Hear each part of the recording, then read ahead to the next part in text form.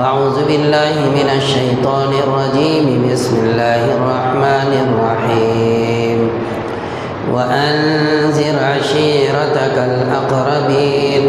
محترم سامعین کرام، بزرگوں، دوستوں اور دینی بھائیوں،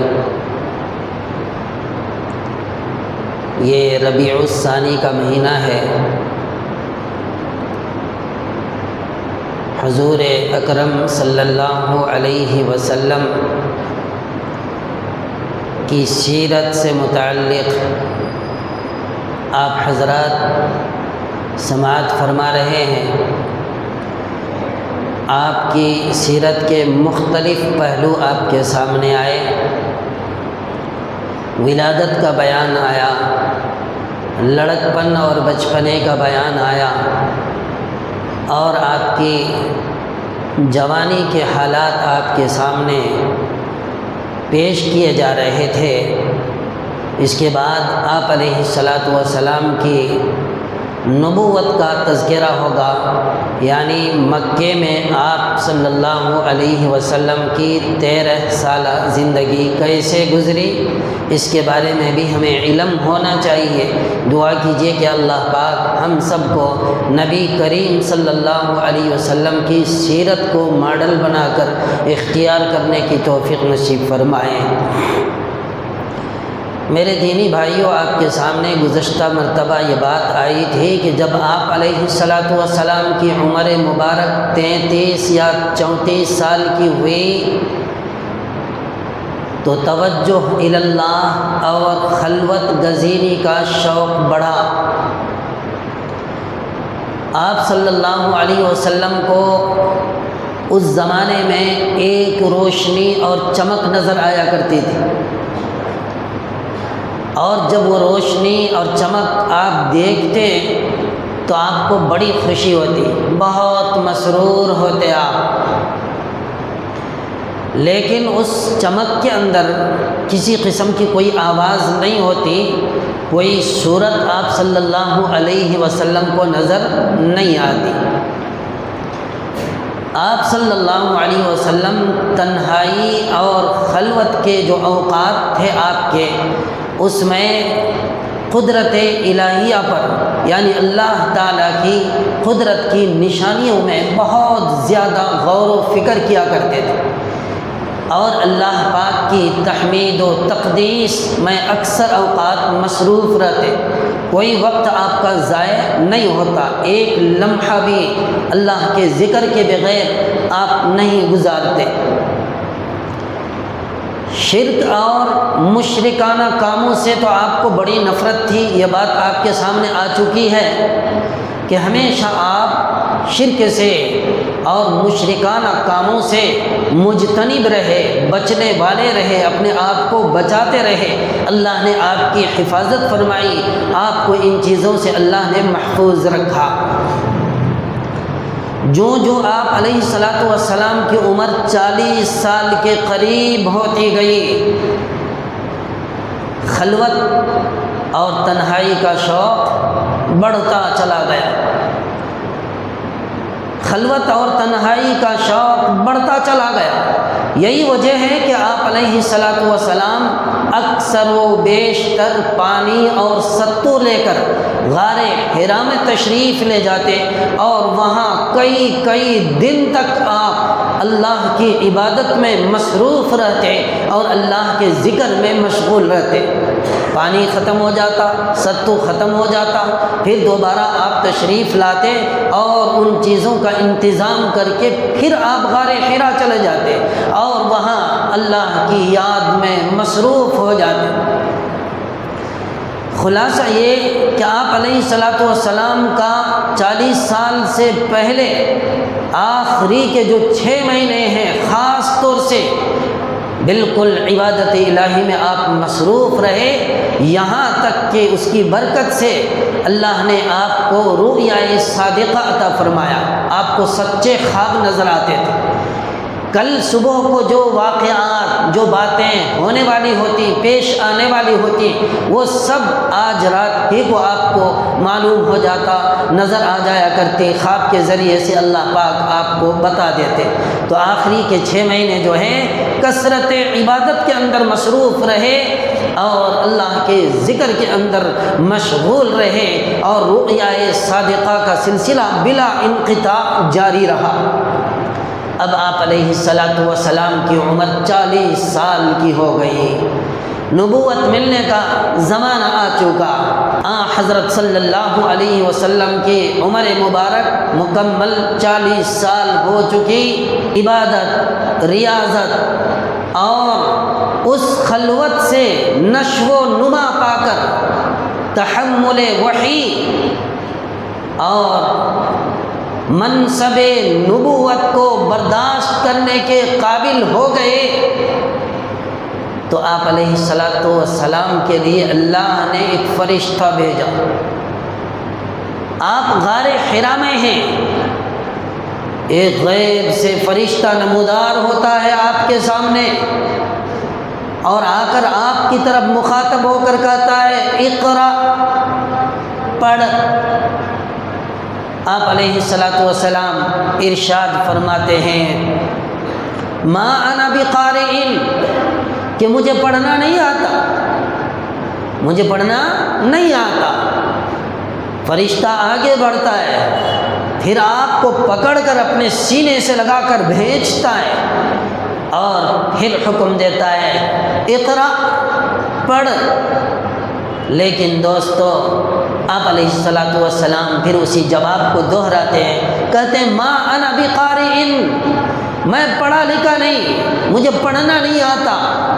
پھر تیسری مرتبہ فرشتہ آپ علیہ الصلاۃ والسلام کو پکڑ کر زور سے اس مرتبہ بھیجتا ہے اور دباتا ہے، پھر چھوڑ دیتا ہے اور کہتا ہے اقرأ باسم ربک الذی خلق، خلق الانسان من علق، اقرأ وربک الاکرم الذی علم بالقلم، علم الانسان ما لم یعلم۔ اللہ کے نبی صلی اللہ علیہ وسلم کو نے فرشتوں نے جس طرح سے یہ آیتیں پڑھی، آپ علیہ الصلاۃ والسلام دہراتے رہے۔ اتنا دہرانا تھا، ان آیتوں کا پڑھنا تھا کہ اللہ کا نبی بن گیا۔ اب رسالت آپ کو مل گئی، نبوت و رسالت سے اللہ پاک نے آپ کو جو ہے مالا مال کر دیا۔ فرماتے ہیں کہ ان آیات کو پڑھنا تھا، آپ کا نبی بننا تھا۔ اب آپ جو ہے کانپنے لگے، تھر تھرانے لگے، اس لیے کہ رسالت مل گئی، نبوت مل گئی، اللہ کا کلام آپ کے اوپر اترا، اس کے وزن سے آپ جو ہے پریشان ہو رہے تھے۔ یہ تو وہ چیز تھی جس کو قبول کرنے سے آسمان، زمین، پہاڑ، ساری چیزوں نے انکار کر دیا تھا، وہ چیز اللہ نے آپ کے اوپر اتاری۔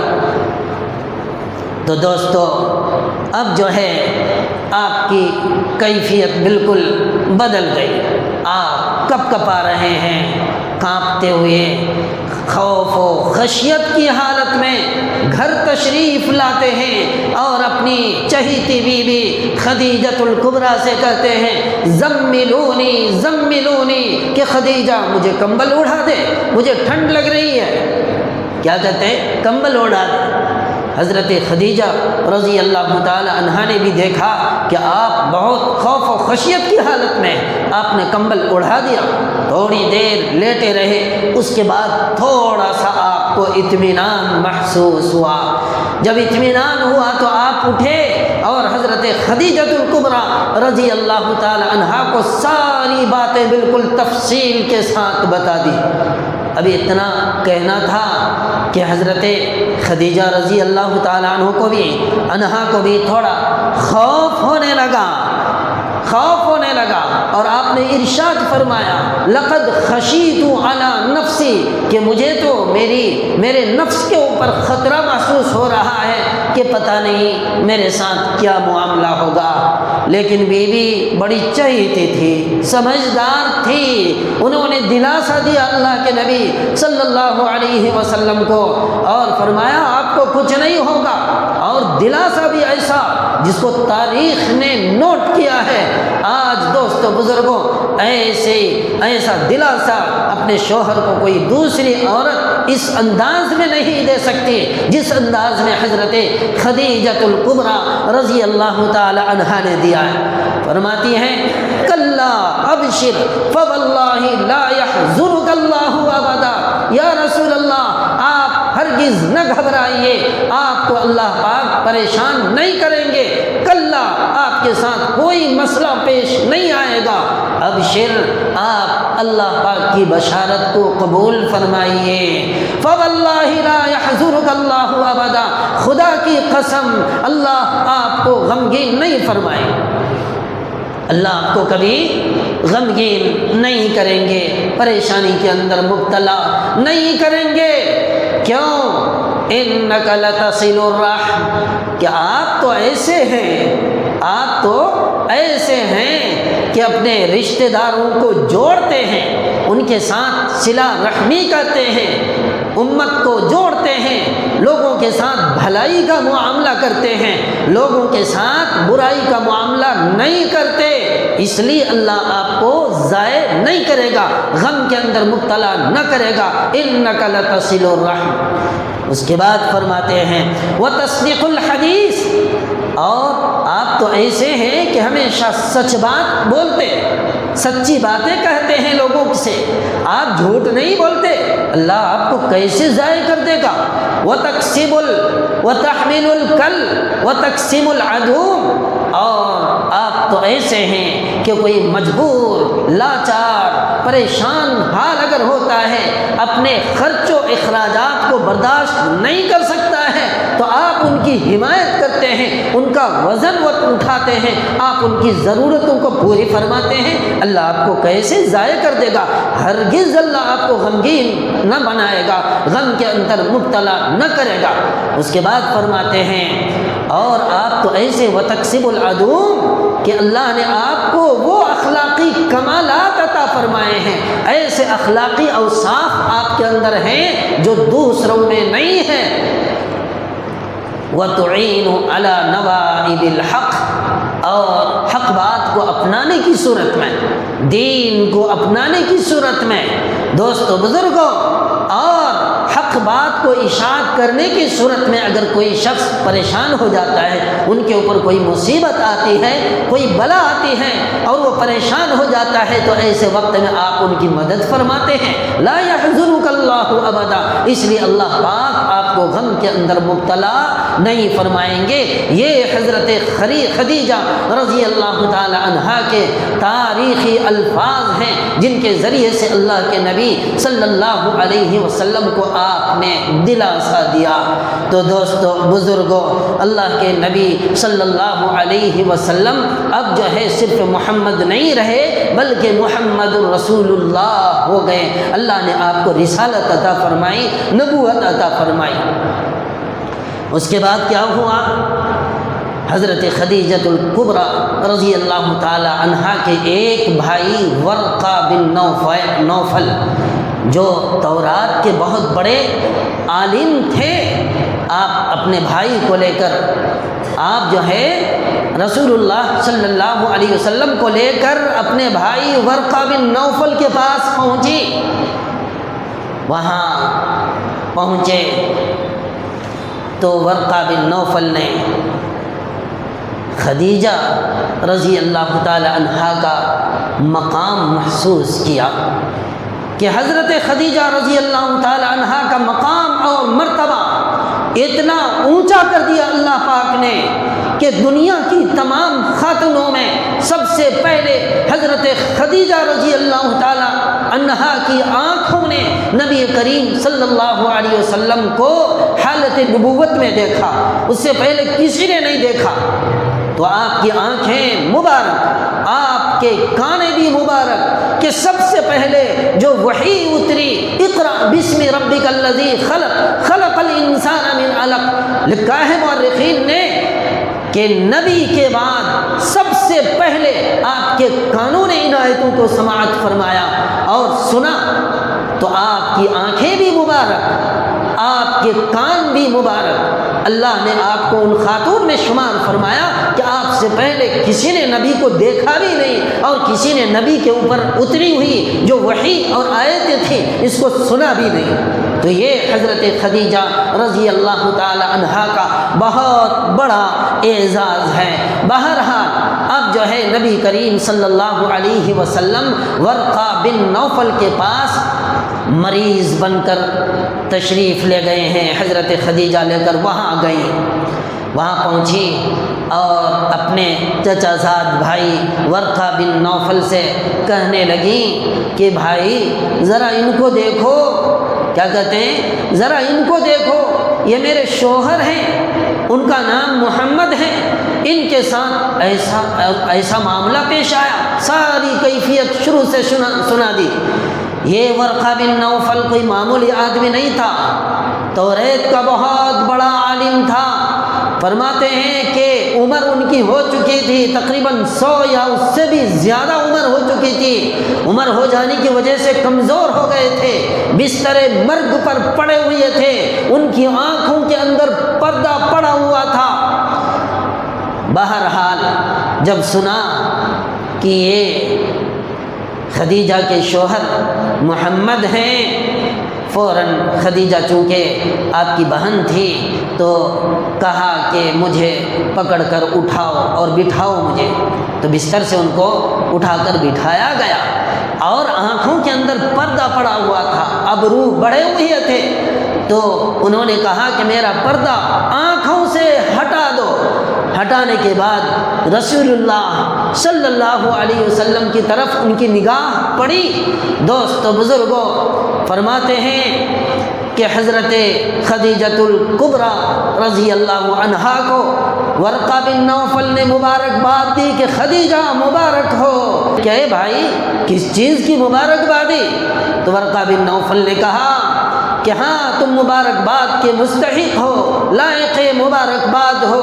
کیوں؟ اس لیے کہ اب تک تو محمد کی بیوی تھی، اب تو محمد کی بیوی نہیں رہی بلکہ محمد الرسول اللہ کی بیوی ہو گئی ہے۔ تیرا شوہر نبی بن چکا ہے، تیرا شوہر رسول بن چکا ہے، تیرے شوہر کی بشارت توریت کے اندر، تیرے شوہر کی بشارت انجیل کے اندر، اور تمہارے شوہر کی بشارت جو ہے زبور کے اندر، ساری کتابوں کے اندر بشارت ہے۔ اس لیے یہ وہی نبی ہے جس کی بشارت اللہ نے آسمانی کتابوں کے اندر، تمام کتابوں کے اندر رکھی ہے۔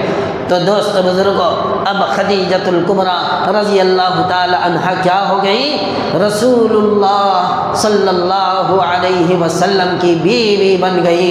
تو مطلب یہ کہ آپ صرف نبی، پہلے محمد تھے، اب جو ہے محمد رسول اللہ ہو گئے۔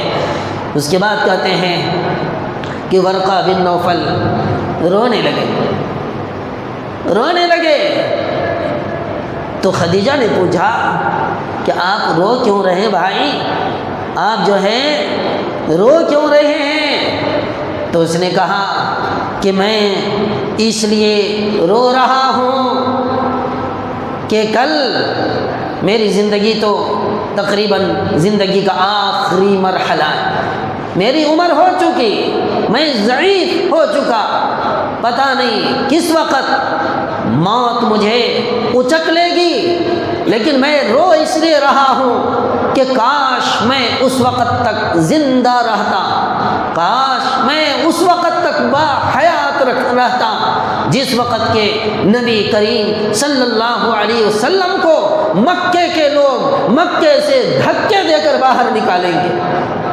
تو میں اس وقت اگر ہوتا تو رسول اللہ صلی اللہ علیہ وسلم کی مدد کرتا، آپ کی نصرت کرتا، آپ کی گلی میں کھڑے ہو کر آپ کی حفاظت کرتا، چوراہوں میں کھڑے ہو کر آپ کی حفاظت کرتا۔ یہ کہہ کر خوب رونا شروع کر دیا، بلبلانا شروع کر دیا۔ کس نے؟ ورقہ بن نوفل نے۔ تو دوست و بزرگوں، اس کے بعد جو ہے اللہ کے نبی صلی اللہ علیہ وسلم نے پوچھا کہ کیا میری قوم مجھے میرے شہر سے بھی باہر کر دے گی؟ تو ورقہ بن نوفل نے کہا کہ ہاں، دنیا کے اندر جتنے بھی رسول تشریف لائے ہر ایک نے اللہ کی توحید کی تعلیم لوگوں کو دی تو لوگ کیا ہو گئے؟ ناراض ہو گئے، لوگوں نے ہر نبی کو نکالنا چاہا۔ اس لیے آپ بھی اللہ کے نبی ہیں، اللہ کے رسول ہیں، یہ معاملہ آپ کے ساتھ بھی ہوگا کہ شروع میں ابتدا میں لوگ نبیوں کو نکالنا چاہا تو آپ کے ساتھ بھی یہ معاملہ ہوگا۔ کاش میں اگر اس وقت ہوتا تو آپ کی مدد فرماتا۔ چنانچہ اس کے بعد آپ علیہ الصلوۃ والسلام پھر غار حرا میں کثرت سے جانتے آتے رہے، وہاں عبادت کرتے رہے اور اللہ کے ذکر کے اندر مصروف رہے۔